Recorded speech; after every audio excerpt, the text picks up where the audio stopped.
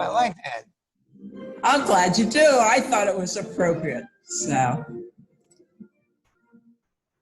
all right, ladies and gentlemen, I'm very proud today to introduce you to one of America's unsung heroes, George Thomas, and I am honored to have him. I've been following him on Facebook silently for a long time, and I just didn't have the nerve to invite him until now, until I honed up on my skills a little bit on interviewing. So I'm excited to have you here. It's an honor, sir. And I was hoping that you might start us out by telling us a little bit about how you entered the service. George, it's your floor. Go ahead. Well, I graduated from high school in 1969, and I was at that time not thinking about joining the military, and racing sports cars and chasing girls and having a good old time. And I had taken a couple college courses and dropped out of college, you know. And grandfather walked in the house one day and he said, you can't just sit around. You got either got to go back. Are you going to college, or are you going to get a job? What are you going to do? And I said, I didn't know what I wanted to do. All right. But I didn't want to race sports cars and chase girls. So then about, I'd say 2 months later, one of my best friends got drafted in the U.S. Army. His name was Jim Hines, and I could tell he was a little bit nervous about going in, and so you know, the draft lottery came out, and I knew I would never got drafted. I had a high lotto number. So I basically told him, I said, let's go in. I'll join the Army, volunteer my draft. We'll go on a buddy plan and go through basic training together. Can you tell us a little bit about basic training? I know that you told me you excelled at it. So I joined and basically, you know, went through everything, and then we went through basic training at Fort Leonard, Missouri. U.S. Army basic training, Fort Leonard, Missouri. Yeah, basically, I finished in the top 10 out of the whole company in training. Training was relatively easy for me, basically easy. The toughest part about the training for me was a 2-mile run, basically. Everything else was easy for me. I love basic training. I liked the U.S. Army then. You were in good shape then? I was in tip-top good shape. I bet you were. I bet you were a knockout then. I have pictures of George when he was just going into the Army, and he still is a handsome man, but he was, for a young Army man, I mean, he would have turned my head anytime. So you did very well at basics, George. And then you got trained, and then you were sent to Vietnam. Can you tell us a little bit about your experience in Vietnam? Well, let me talk about Fort Sill, Oklahoma. Okay. After basic training, I had to go to advanced individual training, which was, my MOS was field artillery, 13 Bravo 20. So I was sent to Fort Sill, Oklahoma, and trained in an artillery gun, which was a 105 howitzer. Basically, then I left for Vietnam. I got a picture. Then I left for Vietnam, all right? I mean, after I came home on a leave for a couple of weeks, and I left for Vietnam.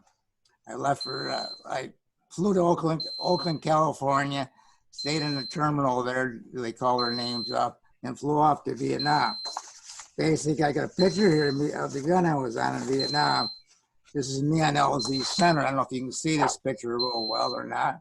Can you get? I think that's the picture I saved from your website or your Facebook page. That was LZ Center, Maricel Division. That was about 25, 30 miles south of Da Nang, just above the Ho Chi Minh Trail, but really bad, horrific area. Horrific. Basically, and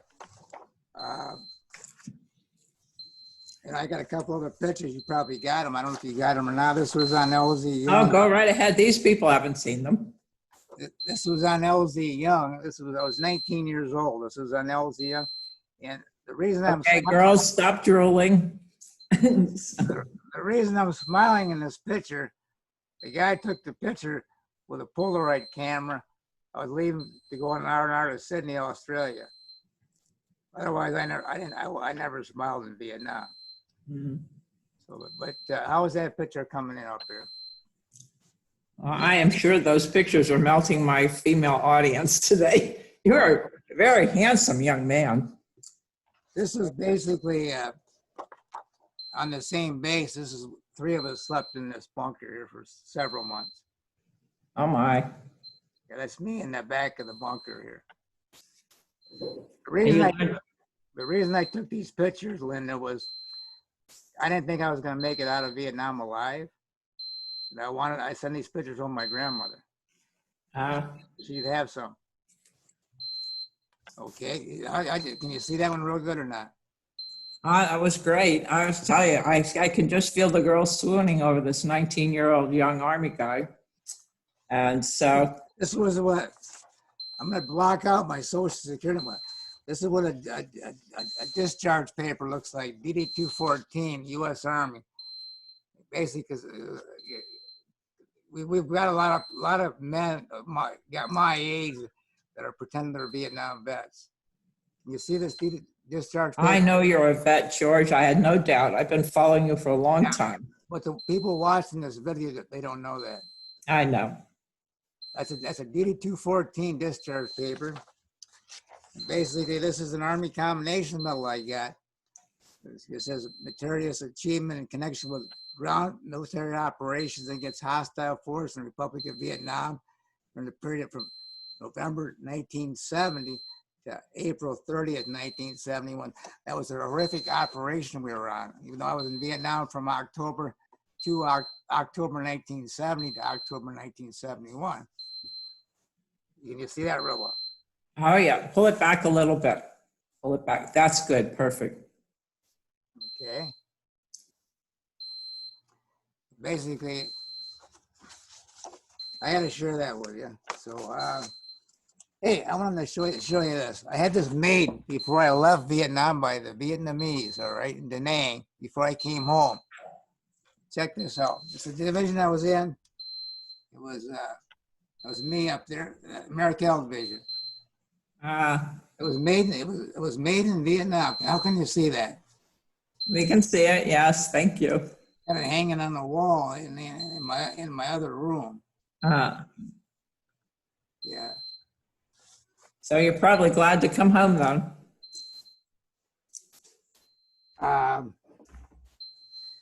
Well, when I left, basically I was leaving. I wanted to share this picture with. Oh, go ahead. I'm sorry. Go ahead. This picture was I was about a day or two. I was leaving Da Nang to fly to Cam Ranh Bay to catch a Freedom Bird home back to the United States. All right. I took this picture with a buddy I made in Da Nang before I came home.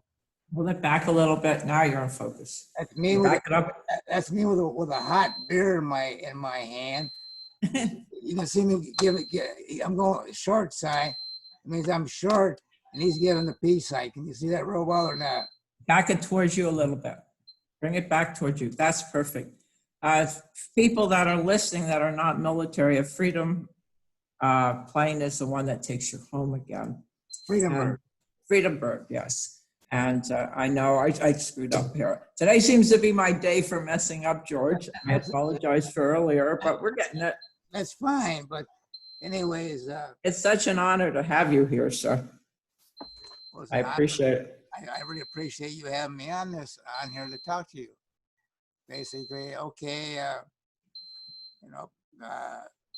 my first week in Vietnam was I flew into I think Tan Son Nhut, went over to I think Long Ben or Ben Hoa. I had some some advanced jungle training. Basically, they taught us. We had this training before Vietnam, but they showed us different booby traps that the Viet Cong and North Vietnamese used to kill us, whether or disable us. All right.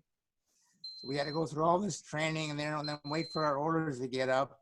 And then I flew up from there up to Da Nang, basically, and took a chopper from Da Nang to my main fire base, which was LZ Center. Now, while I was in Da Nang, the first thing I ever saw while I was in Da Nang was a couple of sergeants wanted me to drive this Jeep into Da Nang to a restaurant. They wanted to get some, I think it was Vietnamese food, which I didn't want to eat. And basically on the way there, I'm 19, and also we're driving down this narrow road, and there's dead bodies on the one side of the road piled up, dead Viet Cong. They had been shot up and been laying there 2 or 3 days. That's the It must have been hard on a 19-year-old young man to see that for the first time. I was totally free. I totally freaked me right out. All right. I almost ran the Jeep right off the road. And I basically, that's the first thing I seen in Vietnam. And so came back, took a chopper back out to LZ Center. Basically, it was on the way out to LZ Center. Our main fire base was by chopper. There was a helicopter. There was no roads going out to where I was going. It was way out in the middle of the jungle, way out in the middle of nowhere land.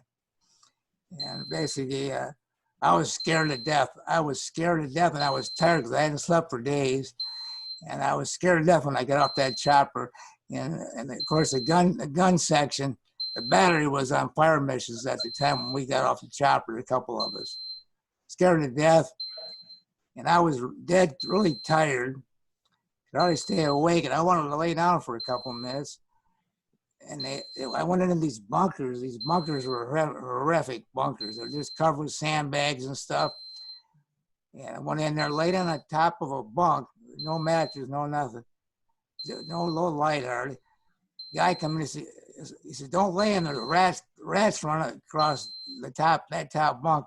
I got off there. But basically, it was horrific. We were on constant operations. We worked off that main fire base. We were on a constant threat to get overrun by the North Vietnamese, the Viet Cong, get mortared, get rocketed, or get killed quick. And so they would move us to different, let's say we supported an infantry unit, which we did on that 4-month operation where I got that Army Combination Medal for, was basically, they dropped us in a jungle. We set up a base camp and support our infantry unit with the gun I fired. And basically, it was horrific. Now, I know when you got out, you went right to work for your brothers that were in Vietnam. Can you tell us a bit about that? And don't be too modest, because I think you're a hero, George. Tell us what you did once you got out. Oh.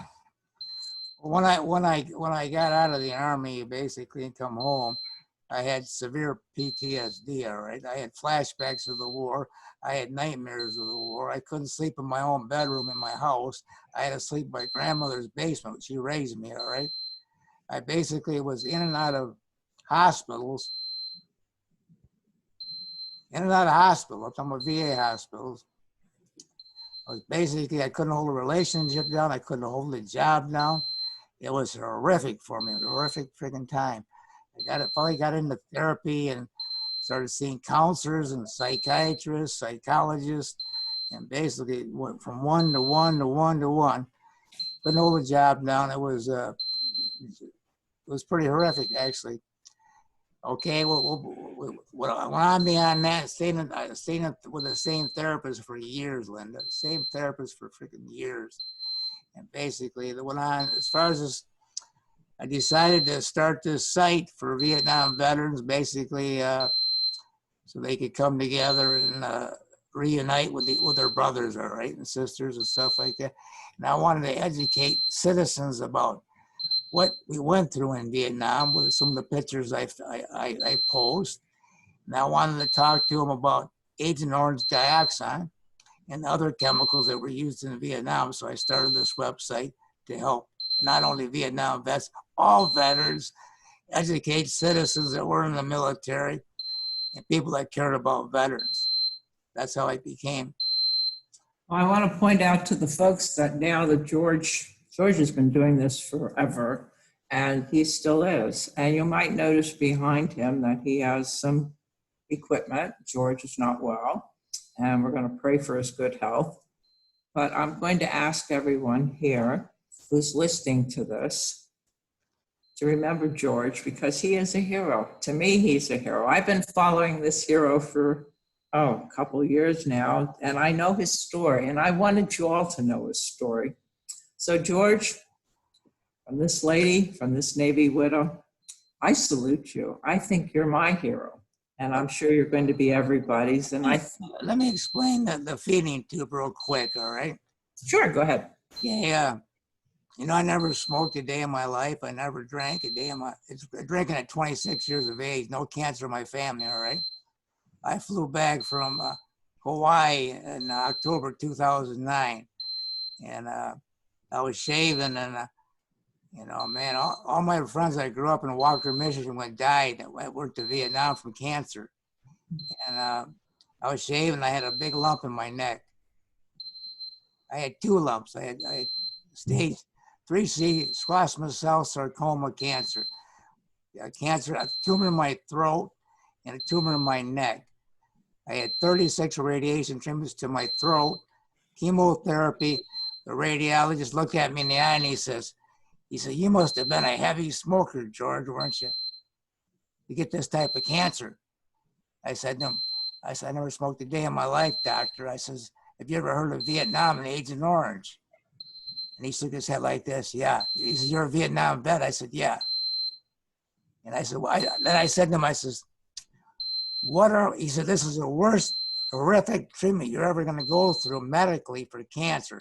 Throat cancer, radiation and chemotherapy is the worst." And he was right. And anyways, I said, listen, I said, "All I want to know from you, doc," I said, "what are my chances of surviving this cancer?" And he said, 50-50.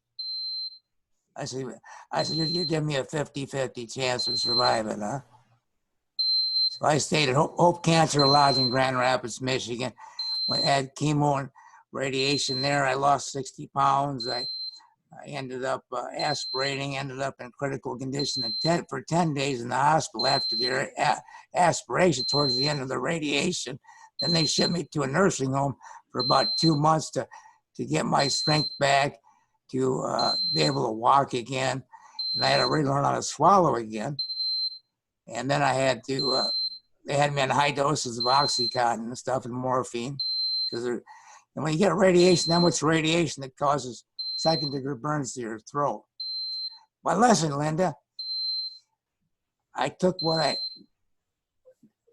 learned in the U.S. Army and Vietnam, took that strength, and I was really religious and believed in God, because I kept a small Bible in my bunker in Vietnam, and I read scriptures when I was going through those cancer treatments, and focused on the fact that I survived Vietnam. I'm going to beat this cancer. I've been in remission 10 years. Now, the last couple of years, I had pneumonia a couple of times. They wanted to swallow steady. All that radiation I had 10 years ago did so much damage in my throat. Anything thicker than water that I can drink water yet, any thicker than water goes straight into my lungs. So that's why I'm on the feeding tube the rest of my life. George, I don't know what to say to you except you're my hero today. And I am just so honored that I could bring you on to interview you. And I'm going to again put that salute out to you, because what can I say? You're my hero. And I hope you'll continue, as you have been, working with our veterans, because I think you're just remarkable. And I don't think you realize how many people you have touched and influenced and helped, because you're so modest about it. But again, I say you're my hero, George, and I'm going to let you go now from this interview and stop the recording and say, George, sending you a big hug, big kiss, and thank you for coming on. Love you, Linda. Love your audience that's watching this video. And God bless America. How's that sound? For sure. Thank you, George. Bye now. I'm going to stop recording.